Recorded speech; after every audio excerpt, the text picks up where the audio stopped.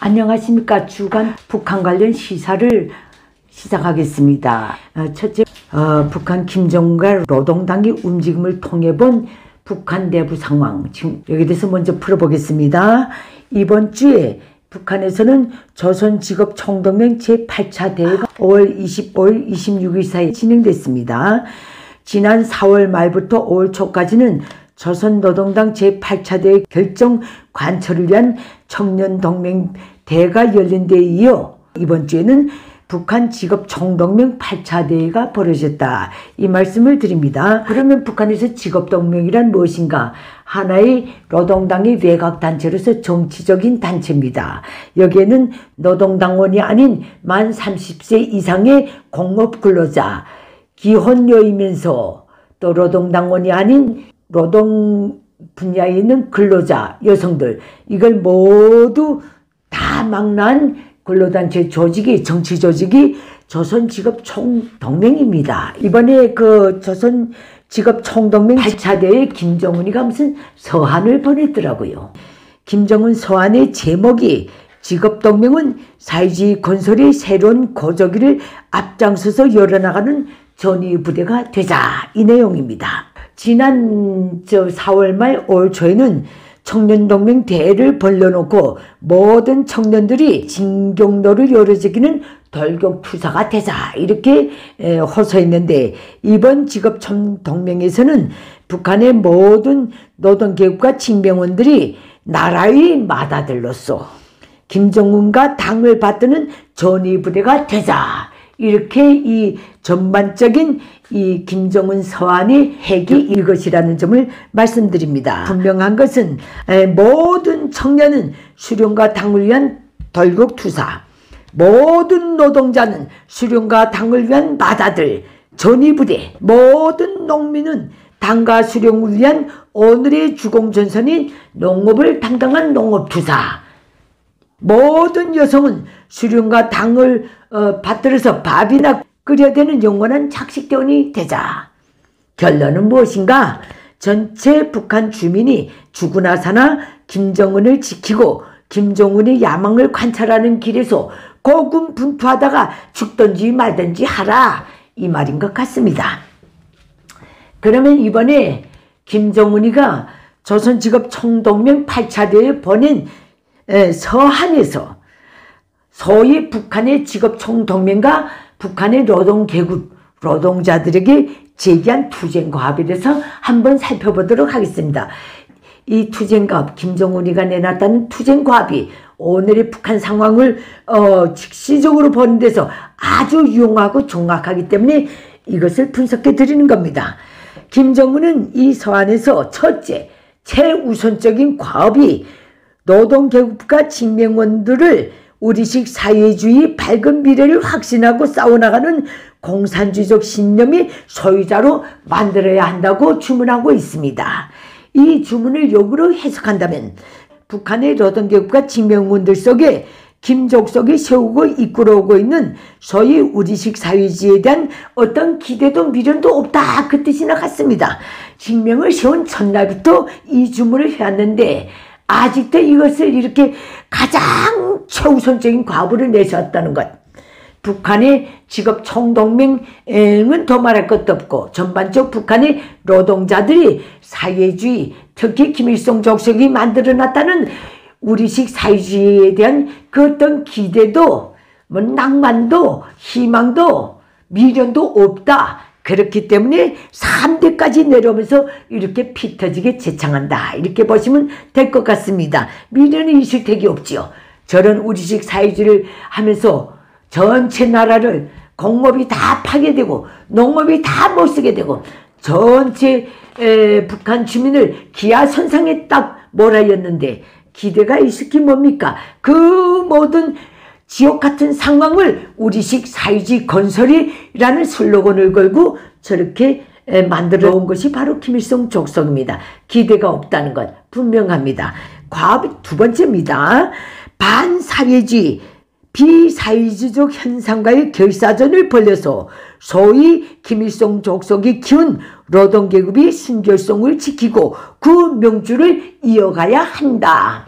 이 주문을 역으로 해석하면 다수 노동자들이 하루하루 목숨을 건 생계 때문에 너나 없이 누가 보건 말건 공장의 기계, 전기 설비와 원료 자재를 훔쳐내고 있다는 반증이라는 것.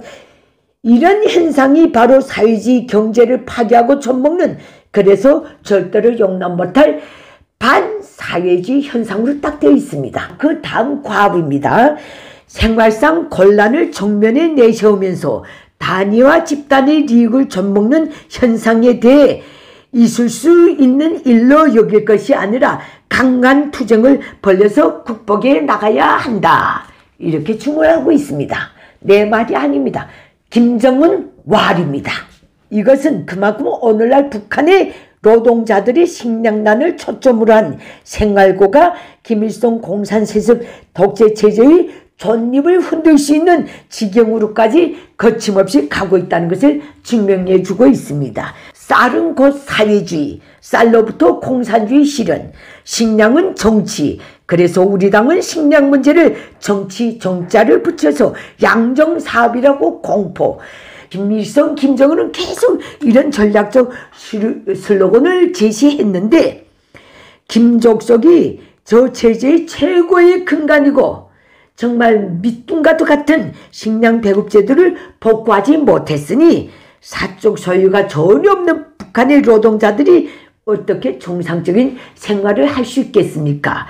게다가 아무리 일을 해도 생활비, 즉 생계비를 아예 주질 않는데 혹시 준다 해도 최저 생계도 못 미칠 정도로 주고 있는데 이놈은 어떻게 대목은 종자인지 북한 주민은 원초적 생명권, 원초적 인권과도 같은 배고픔의 고통과 슬픔을 느끼지 못하는 존재로 그렇게 낙인하고 오도하고 무시하고 있는 것 같습니다.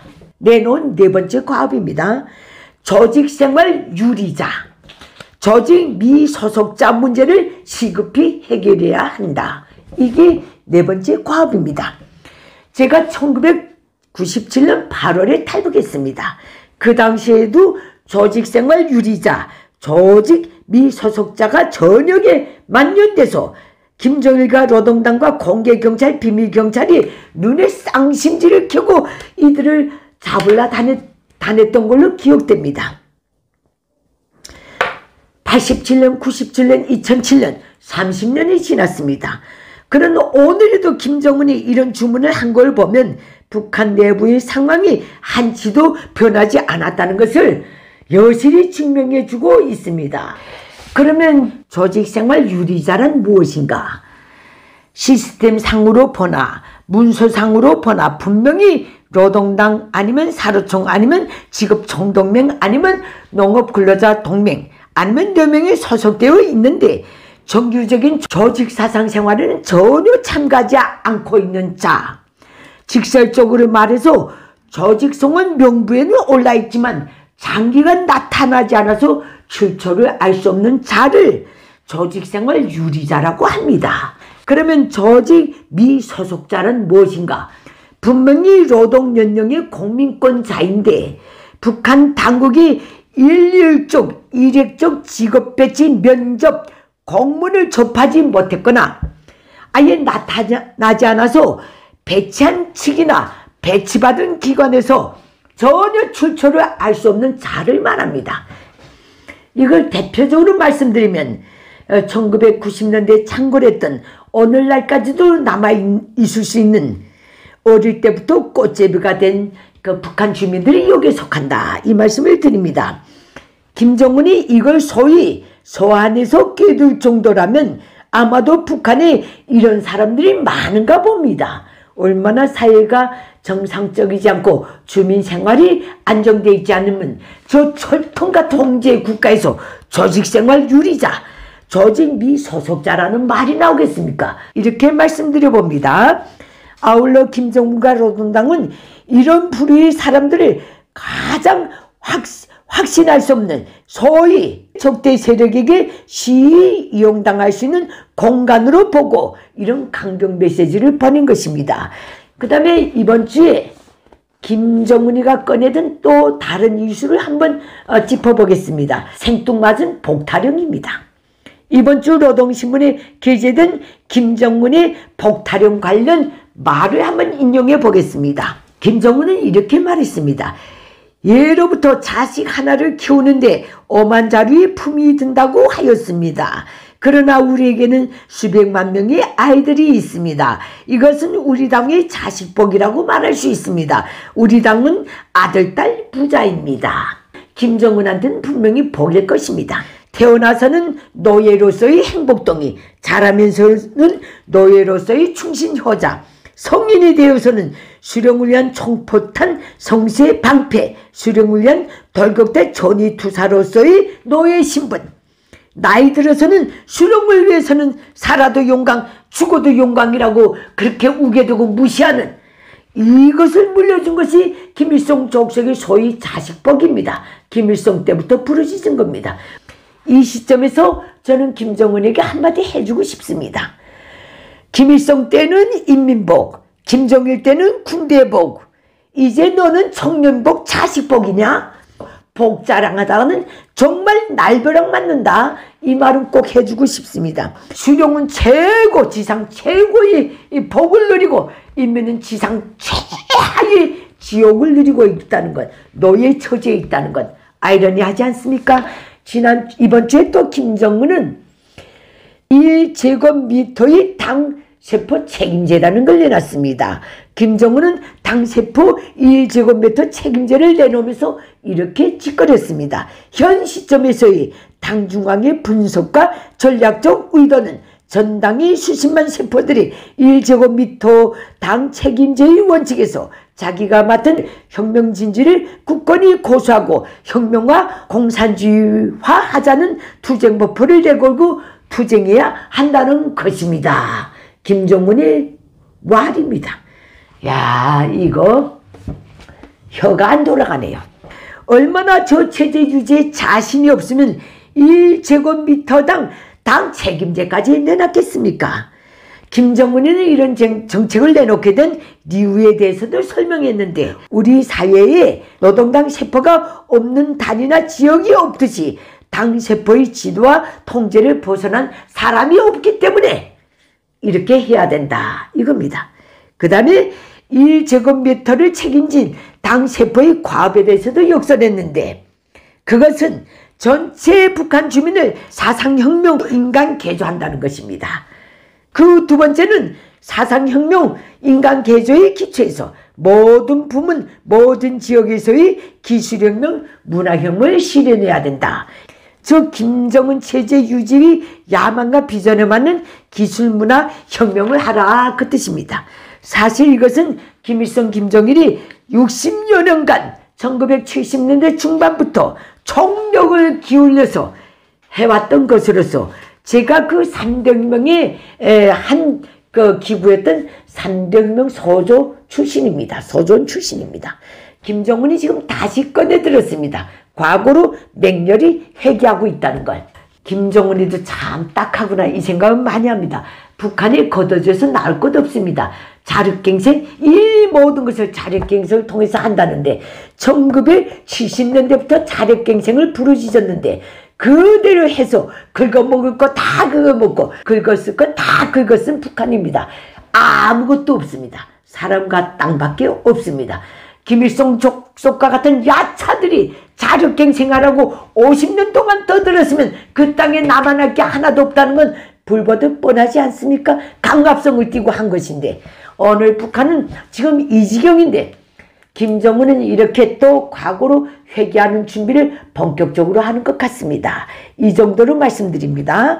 그러면 북한을 둘러싼 대외적인 요건을 한번 말씀드려 보겠습니다. 이번에 무이 국무부가 북한을 대테러 비협력국으로 재지정했습니다.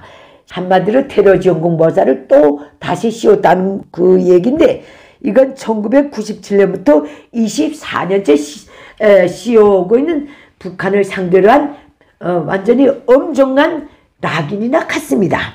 저는 이걸 보면서 이 대테러 비협조국, 즉 테러 지원국 모자를 북한에 다시 씌웠다는 것은 북한과 관련된 모든 비즈니스나 모든 외교적 노력을 하고 있는 유관국들의 대북 제재에 대한 유엔 대북 제재를 제대로 정확히 이행하라는 메시지로 받아들였습니다. 가장 평화적이고 가장 저비용으로 북한 체제를 붕괴까지 시킬 수 있는 현실적인 대안임이 분명합니다.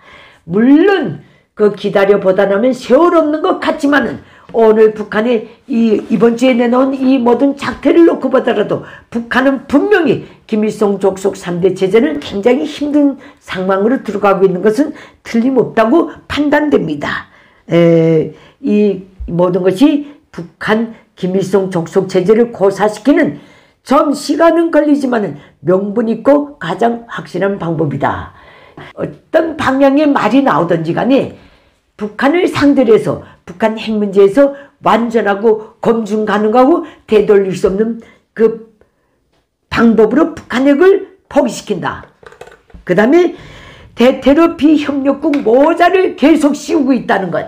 이것만 봐도 이런 움직임을 봐도 북한 문제 해결에 대해서는 크게 우려를 안 하고 있습니다. 이 점에 대해서 말씀드립니다. 감사합니다. 주간 시사는 여기서 마치도록 하겠습니다.